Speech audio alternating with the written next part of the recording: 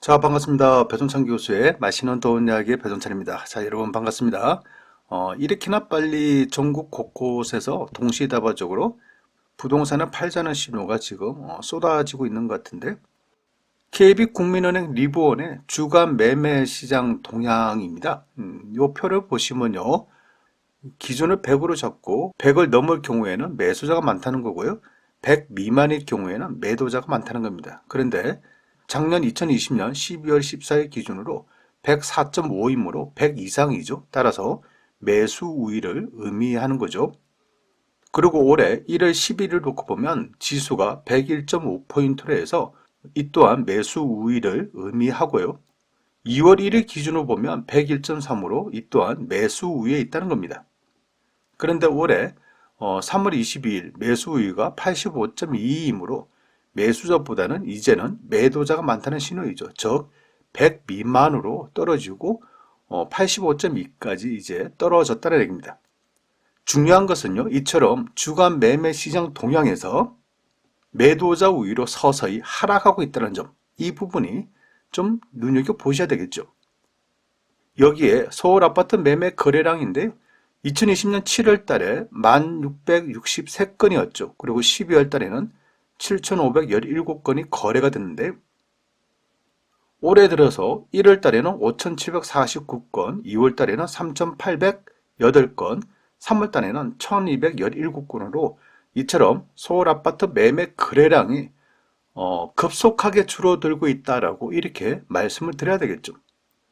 또한 서울 아파트 전세 거래량을 보면 2020년 7월 달에는 13,504건, 8월 달에는 1,488건이었죠. 그리고 올해 들어서는 1월 달에 8,356건, 2월 달에 6,885건, 3월 28일 현재로 거래량이 4,823건이라는 얘기죠. 어때요, 여러분? 전세 거래량 또한 급속하게 줄어들고 있다라고 이렇게 말씀을 드릴 수가 있겠죠. 그런데요, 여러분들 또한 다 알고 계시는 부분이지 않습니까? 이 거래량이 많다는 것은 수요가 많다는 거겠죠. 즉, 산다는 사람이 많다는 거예요. 산다는 사람이 많으니까 거래량이 터지겠죠. 거래량이 터진다는 얘기는 가격이 상승한다는 얘기가 아닙니까? 그런데요, 이제는 거래량이 서서히 줄어들고 있다는 얘기예요. 거래량이 줄어들고 있다. 그렇다면 수요가 줄어들고 있다는 얘기죠. 수요가 줄어든다는 얘기는 가격 상승이 그만큼 어려워졌다라는, 이렇게 표현할 수가 있다는 얘기겠죠. 특히 30대 분들의 패닉바잉, 그 매수세가 주춤하고 있다는 얘기예요. 서울 아파트 거래 건수 중에서 30대가 차지한 게 1월 달에는 2,353건으로 39.6%인데 2월 달에는 1,953건으로 35.9%로 이처럼 많이 줄어들었다는 얘기입니다. 아마 앞서 보셨죠, 여러분? 서울 아파트 거래량이 감소되는 것을 볼 때 3월 달에는요, 30대들의 아파트 매수 또한 크게 줄어들 것을 볼 수 있다는 거겠죠. 그렇다면 이 부분에서 우리는 한 가지를 추론해 볼 수 있다는 얘기예요. 그것은 뭐냐고 한다면, 서울 아파트 시장을 놓고 볼 때 첫째, 살 사람은 거의 다 샀다는 얘기겠죠. 투자 목적으로 샀다. 뭐 작년까지 뭐 원정 투자든 뭐든, 뭐 지방에 있는 분들이 서울 거 많이 샀지 않습니까? 또 서울에 있는 분들이 또 지방 거도 많이 샀겠죠. 아무튼 작년 12월까지 해서 뭐든지 구입을 했다.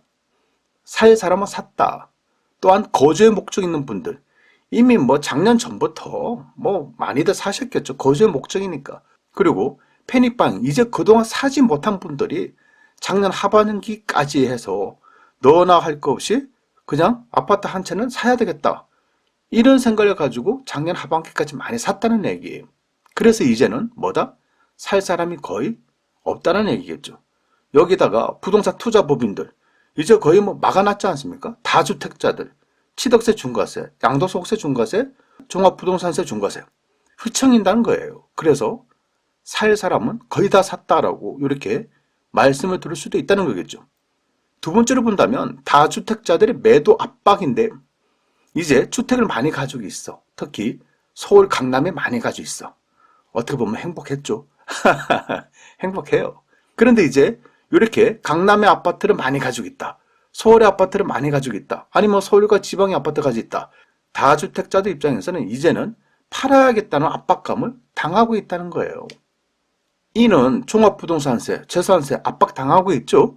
이 상태에서 다주택자들이 뭐 새로운 것을 산다? 이건 사실 엄두가 안 나는 거고요. 취득세만 해도 12%인데 누가 사겠어요? 그런 의미에서 본다면 다주택자들은 이렇게 전략을 짜겠죠.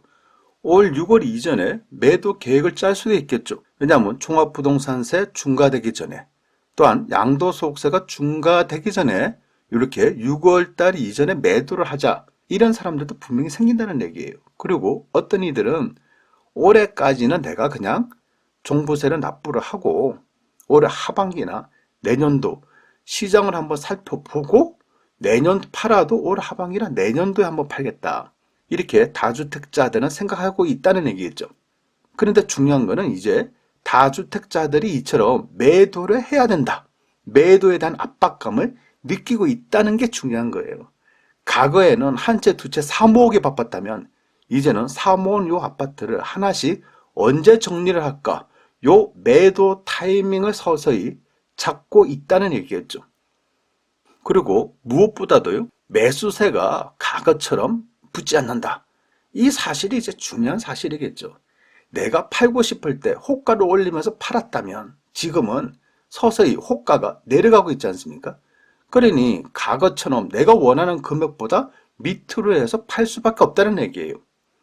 여기다가 그동안 올라도 너무 올랐다는 사실, 즉 부동산의 가격이 올라도 너무 많이 올랐다는 얘기예요. 그러다 보니까 어느 정도의 조정은 필요하다라고 대부분의 사람들도 인식을 하고 있는 단계라는 거죠. 또 세 번째로 살펴본다면 상계 신도시 분양과 이사 부동산 대책 이후 공급 확대를 정부는 뭐 말하고 있지 않습니까? 그러니 무주택자 입장에서는 공급 확대를 기대해 본다는 거겠죠. 그래서 매수 수요가 대기 수요로 이제 전환되고 있다는 거예요. 이는 노원구, 도봉구, 강북구의 거래량이 감소되고 있고요. 노원구, 도봉구, 강북구의 매물이 또한 증가되고 있지 않습니까? 이러한 현상이 금천구나 성북구까지 이어지는 느낌인데요. 이런 현상으로 볼 때는 이제 매수세가 줄어들었다, 그리고 호가가 서서히 떨어질 가능성이 많다라고 이렇게 말씀을 드릴 수가 있을 것 같고요. 네 번째로는 강남구 전세 가격은 45주 만에 하락을 했다는 겁니다. 한국부동산원에 의하면 주간 아파트 전세 가격 동향인데 강남구가 마이너스 0.2%, 45주 만에 강남구의 아파트 전세 가격이 하락했다는 겁니다. 송파구도 마이너스 0.01%, 50주 만에 하락으로 전환했다는 얘기고요.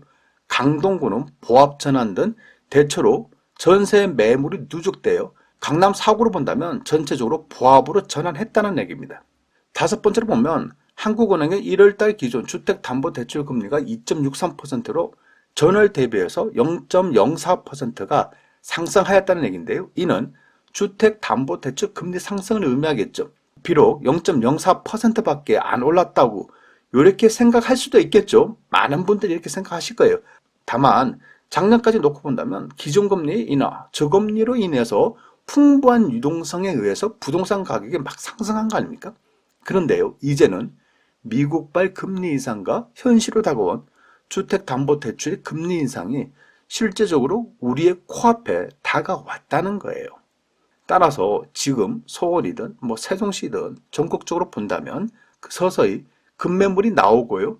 매물 가격 또한 옛날에는 호가가 계속 올라갔지 않습니까? 그런데 오른 호가들이 서서히 없어지고 있다는 얘기예요. 가격 또한 호가에서 서서히 하락으로 반전하고 있다는 얘기겠죠. 이러한 점을 놓고 볼 때 저로서도 깜짝 놀라운 부분이에요. 왜냐하면 이렇게나 빨리 하락 신호들이 동시다발적으로 다가오고 있다는 얘기입니다. 제 주변에 있는 사람들을 만나봐도 호가가 12억짜리가 이제는 11억으로 해도 안 팔린다는 거예요. 그래서 10억대로 가격이 나왔는데도 안 팔리는 매물들이 나타나고 있다는 얘기예요. 또한 여러 가지 이제 통계들을 놓고 보더라도 이제는 작년처럼 사두면 무조건 올라가는 그런 시기는 서서히 좀 멀어지고 있다, 아닌 것 같다라는 그런 느낌이 든다는 얘기겠죠. 이러한 사실은 무엇을 의미할까요? 판단은 여러분들에게 맡길게요. 이상까지 배종찬 교수의 맛있는 도움 이야기였습니다. 감사합니다.